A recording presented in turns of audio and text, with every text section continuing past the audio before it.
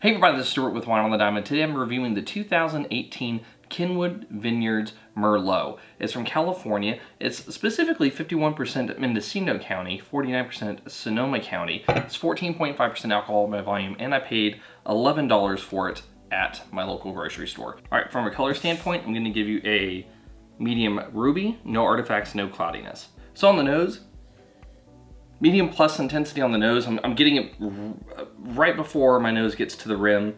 And then especially once you dig in deeper, yeah, there's a lot more there. The alcohol smells medium. The big things that I'm getting out of this are like a cherry, like a blackberry. There's a little bit of vanilla. There's also a touch of like an allspice. Also is this thing that reminds me of Skull.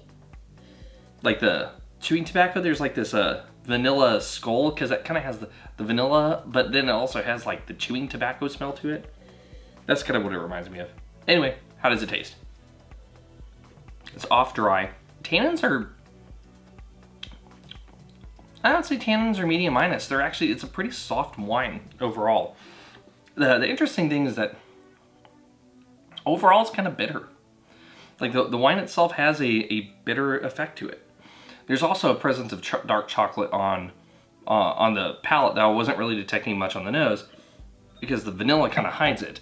But on the palate, the vanilla isn't present, the dark chocolate is.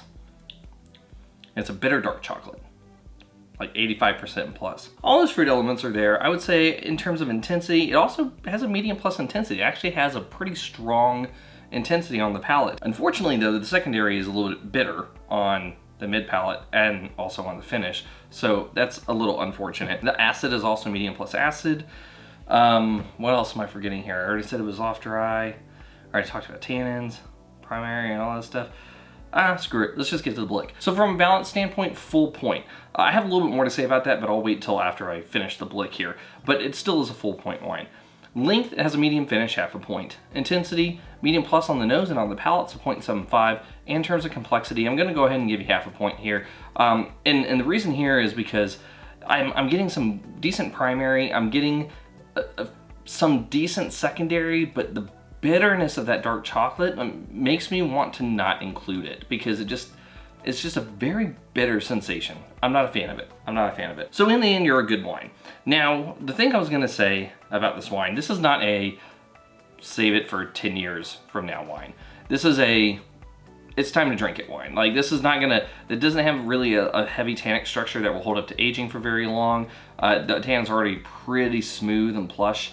So I would recommend that with this being the way it is, go ahead and drink it now. And also, you don't want to let it go too much further because you don't know if that bitter dark chocolate note is going to become stronger over time. So if you have the 2018, go ahead and crack it open and enjoy it now. Anyway, this has been Stuart with Wine on the Dime. If you liked today's review, please like, subscribe, and comment. Have you had the 2018 Kenwood Vineyards Merlot from 2 different areas? I'd be interested to know if you have. Leave a comment below, and I'll see you all again soon with another review from Wine on the Dime.